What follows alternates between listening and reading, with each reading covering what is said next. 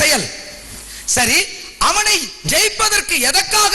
நமது சாயலாகவும் நமது ரூபத்தின்படியாயும் நம்முடைய ஜீவனாகவும் மனுஷனை படைப்போமாக என்று சொல்ல வேண்டும்.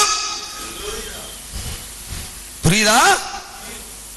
நமது சாயலாகவும் நமது ரூபத்தின்படியாயும் நம்முடைய ஜீவனின்படியாயும் மனுஷனை உண்டாக்குவோமாக. ப்ளூரல். பிதா, குமாரன், ஆவியானவர். இந்த சாயல், அல்லேலூயா, இந்த சாயல் பிதாவுடையது. Holy Father is a faith of Holy Father. இதோ பார்க்கிறாயே, இந்த ரூபம் பிதாவுடைய விசுவாசம். is a faith of Holy Father.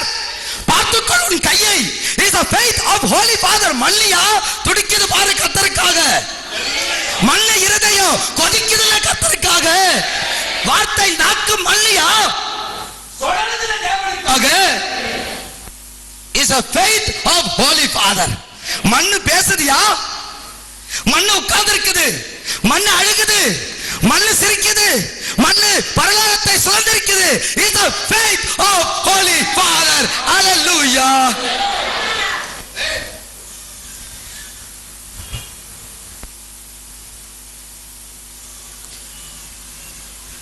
கர்த்தருக்கு ஸ்தோத்திரம்.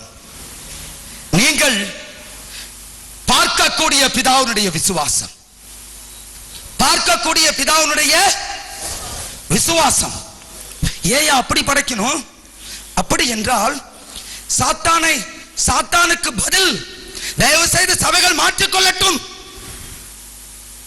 தேவ திட்டத்தை பிதாவாகிய தேவன் வெளிப்படுத்துகிற இந்த முத்திரை நாட்களில் சபைகள் அதை புரிந்து கொள்ளட்டும். அப்போஸ்தலனாகிய நான் சொல்வதை அதை கேட்கட்டும்.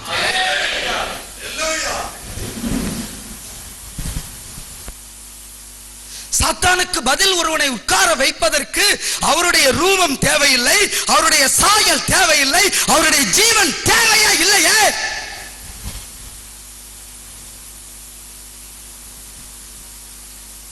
இல்லங்கய்யா, நீங்க பிரசங்கிப்பதை தவறுனா சொல்லுங்க, மைக்க அங்க கொடுக்கிறேன்.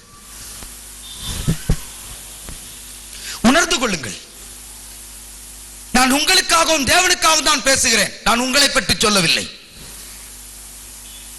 அல்லேலூயா. தேவையில்லை. உணர்ந்து பார். இந்த ரூபம் பிதாவுடைய சாயல். வேதம் சொல்லுகிறது, மனுஷ சாயலுக்கு ஒப்பான ஒருவர் சிங்காசனத்தில் வீற்றிருக்க கண்டேன்.